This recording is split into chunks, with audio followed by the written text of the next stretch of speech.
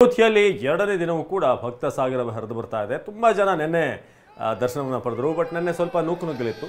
ಇವತ್ತು ಡಿಜಿಪಿ ಕೂಡ ಒಂದಷ್ಟು ಸೂಚನೆ ಕೊಟ್ಟಿದ್ದಾರೆ. ಯೋಗಿ ಆದಿತ್ಯನಾಥ್ ಅವರು ಕೂಡ ಅಲ್ಲಿ ಒಂದಷ್ಟು ವ್ಯವಸ್ಥೆಗಳನ್ನು ಸರಿಯಾಗಿ ಮಾಡಿ ಅಂತ ಕ್ಲಾಸ್ ತೆಗೆದುಕೊಂಡಿದ್ದಾರೆ.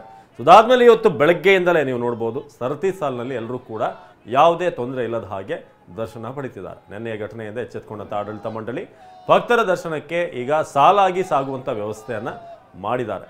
ಮೊದಲ ದಿನ 6 ಲಕ್ಷ ಭಕ್ತರು ಬಾಲಕರಾಮನ ಒಂದು ದರ್ಶನ ಪಡೆದರು. ಡಿಜಿ ಪ್ರಶಾಂತ್ ಕುಮಾರ್ ವ್ಯವಸ್ಥೆ ಪರಿಶೀಲಿಸಿ ನಂತರ ಹೆಚ್ಚಿನ ಕ್ರಮ ಕೈಗೊಳ್ಳುವಂತೆ ಕೂಡ ಸೂಚನೆ ಕೊಟ್ಟಿದ್ದಾರೆ. ಅಯೋಧ್ಯೆ ರಾಮ ಮಂದಿರದಲ್ಲಿ ಕನ್ನಡಿಗರ ಸಂಭ್ರಮ.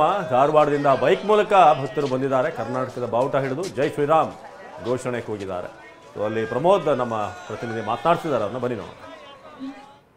ನಾನೀಗ ಅಯೋಧ್ಯೆಯ ರಾಮ ಜನ್ಮಭೂಮಿ ರಾಮ ಮಂದಿರದ ಮುಂಭಾಗದಲ್ಲಿದ್ದೀನಿ. ಸಾಕಷ್ಟು ಕನ್ನಡಿಗರು ಕೂಡ ದೊಡ್ಡ ಸಂಖ್ಯೆಯಲ್ಲಿ ಬರ್ತಾ ಇದ್ದಾರೆ. ಮೊನ್ನೆ ತಾನೇ ಪ್ರಾಣ ಪ್ರತಿಷ್ಠಾಪನೆ. ನೀವು ಪೋಷಕರಾಗಲು ಕಾಯುತ್ತಿದ್ದೀರಾ? ಚಿಂತಿಸದಿರಿ. ಓಯಾಸಿಸ್ ಫರ್ಟಿಲಿಟಿ 90,000 ದಂಪತಿಗಳ ಜೀವನದಲ್ಲಿ ಸಂತೋಷವನ್ನು ತಂದಿದೆ. 7825893601ಗೆ ಕರೆ ಮಾಡಿ. ಅತ್ಯದ್ಭುತ ರಿಯಾಯಿತಿ ಪಡೆಯಿರಿ ಹಾಗೂ ಎಲ್ಲರಿಗೂ ಗುಡ್ ನ್ಯೂಸ್ ಕೊಡಿ.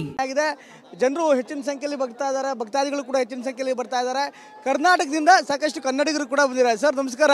ಯಾವ ಭಾಗದಿಂದ ಬಂದಿರೋ? ಧಾರವಾಡದಿಂದ ಬಂದಿವಿ ಸರ್. ನಾವೆಲ್ಲ ಹೇಗೆ ಬಂದ್ರಿ ಸರ್? ತುಂಬಾ ರಶ್ ಇತ್ತು. ನಿನ್ನೆಂತೂ ಸಾಕಷ್ಟು ನುಗ್ಲಿತ್ತು. ಇವತ್ತು ಹೆಂಗಿದೆ? ಚೆನ್ನಾಗಿದೆ ಸರ್, ಏನು ತೊಂದರೆ ಇಲ್ಲ. ಭಾರಿ ವ್ಯವಸ್ಥಿತವಾಗಿ ಮಾಡಿದ್ದಾರೆ. ಎಲ್ಲರಿಗೂ ಅವಕಾಶ ಇದೆ. ಭಾಳ ಚೆನ್ನಾಗಿ ಭವ್ಯವಾದ ಮಂದಿರ ನಿರ್ಮಾಣ ಮಾಡಿದ್ದಾರೆ. ರಾಮನ ಮೂರ್ತಿ ಕೂಡ ಚೆನ್ನಾಗಿದೆ.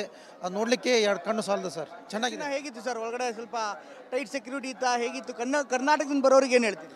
ಕರ್ನಾಟಕದಿಂದ ಬರ್ಬೋದು ಸರ್, ಏನು ತೊಂದರೆ ಇಲ್ಲ. ಭಾಳ ಚೆನ್ನಾಗಿದೆ. ಸೆಕ್ಯೂರಿಟಿ ಎಲ್ಲ ಏನಷ್ಟು ಅಂದ್ರೆ ಬಿಗಿದೆ. ಬಟ್ ಯಾರಿಗೂ ತೊಂದರೆ ಏನಿಲ್ಲ. ಬರ್ಬೋದು, ಬಂದು ದರ್ಶನ ಪಡ್ಕೋಬೋದು ಸರ್. ಬಾಲರಾಮನ ಜೊತೆಗೆ ಕನ್ನಡದ ರಾಮನು ಕೂಡ ಹೌದು. ಯಾಕಂದ್ರೆ ಶಿಲೆ ಇರೋದು ಮೈಸೂರಿಂದ, ಕೆತ್ತಿರೋದು ಕರ್ನಾಟಕದವರು. ಆ ಒಂದು ಅಟ್ಯಾಚ್ಮೆಂಟ್ ಬಗ್ಗೆ ಏನು ಹೇಳ್ತೀವಿ ಸರ್? ತುಂಬ ಸಂತೋಷ ಆಗ್ತದೆ. ಯಾಕಂತಂದ್ರೆ ನಾವು ಈ ಮೂರ್ತಿ ಭವ್ಯವಾದ ಮೂರ್ತಿಯನ್ನು ಕೆತ್ತಿರೋದು ನಮ್ಮ ಯೋಗಿರಾಜರವರು. ಅದರ ಜೊತೆಗೆ ಈ ಕಲ್ಲು ಕೂಡ ನಮ್ಮ ಕರ್ನಾಟಕದ್ದೇ. ಹೀಗಾಗಿ ನಮ್ಗೆ ತುಂಬ ಸಂತೋಷ ಇದೆ ಸರ್. ಮತ್ತು ಎಕ್ಸೈಟಿಂಗ್ ಕೂಡ ಇತ್ತು. ಈ ಎಲ್ಲ ನೋಡಿ ನಮಗೆ ಭಾಳ ಸಂತೋಷ ಆಗ್ತಾಯಿದೆ. ಅದೇ ರೀತಿ ತಗೊಂಡು ನಮ್ಮ ಹನುಮನು ಕೂಡ ಈ ಮಹಾಭಾರತಕ್ಕೆ ಸಾಕಷ್ಟು ಒಂದು ಅವ್ರದ್ದೊಂದು ಕೊಡುಗೆ ಕೂಡ ಇದೆ. ಅವ್ರದ್ದೊಂದು ಭವ್ಯವಾದ ಒಂದು ನಿರ್ಮಾಣ ಆಗಬೇಕು, ಮಂದಿರ ನಿರ್ಮಾಣ ಆಗಬೇಕಂತ ನಮ್ಮೊಂದು ಕಳಕಳಿ. ಕಿಷ್ಕಿಂಧದಲ್ಲಿ ಅವ್ರೊಂದು ಭವ್ಯವಾದ ಮಂದಿರ ನಿರ್ಮಾಣ ಆಗಬೇಕು. ಸರ್ ತಾವೇನು ಹೇಳ್ತೀರಿ? ರಾಮನ ಮುಂದೆ ಹತ್ತಿರ ಬಂದಾಗ ಸ್ವಲ್ಪ ಕರ್ನಾಟಕದ ಆಪ್ತತೆ ಅನ್ಸತ್ತಾ? ಅದು ಸತ್ಯ ಸರ್. ಯಾಕೆಂತಂದರೆ ರಾಮನ್ ನೋಡೋದು ಒಂದೇ, ಒಂಥರ ಬಾಲರಾಮನ್ ನೋಡಿದರೆ ಒಂಥರ ಕಳನೇ ಬೇರೆ ಸರ. ರಾಜ ಕಳೆ ಇದೆ. ಆ ಒಂದು ಮೂರ್ತಿ ನೋಡಲಿಕ್ಕೆ ಒಂದು ವಿಶೇಷ. ಅದ್ರ ಜೊತೆಗೆ ಈ ನಮ್ಮ ರಾಮ ಮಂದಿರ ಆಗಿದೆ.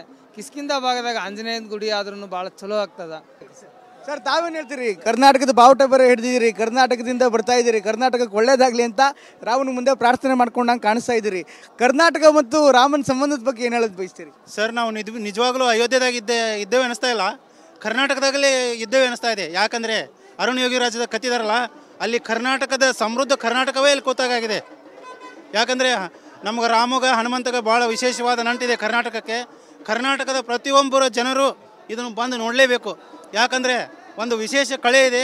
ಕರ್ನಾಟಕದವರು ನಮ್ದು ಮೂರ್ತಿ ಮಾಡಿದ್ದಾರೆ ಅನ್ನೋದು ಇದಿದೆ. ಅದು ಮೂರ್ತಿ ಮಾತ್ರ ಅಲ್ಲ, ಅದ್ಭುತ, ಅತಿ ಅದ್ಭುತ. 3 ಲಕ್ಷ ಜನ ಅಲ್ಲ, 5 ಲಕ್ಷ ಜನ ಒಂದು ದಿನಕ್ಕೆ ಬಂದರೂ ನೋಡುವಂಥ ವ್ಯವಸ್ಥೆ ಮಾಡಿದ್ದಾರೆ. ಆದರೂ ಭಾಳ ಚೆನ್ನಾಗಿದೆ.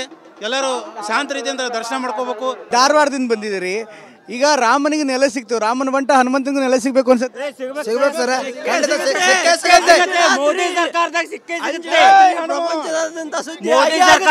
ಸಿಕ್ಕೇ ಸಿಗುತ್ತೆ ಸರ್. ಇದು ಮಾತ್ರ ಕನ್ಫರ್ಮ್. ಕರ್ನಾಟಕದಿಂದ ಬಂದಿರುವಂತ ಕನ್ನಡದ ರಾಮ್ ಭಕ್ತರು ಹೇಳ್ತಾ ಇರುವಂತ ಮಾತು. ಕ್ಯಾಮ್ರಾಮನ್ ನರೇಶ್ ಜೊತೆ ಪ್ರಮೋದ್, TV9 ಅಯೋಧ್ಯೆ.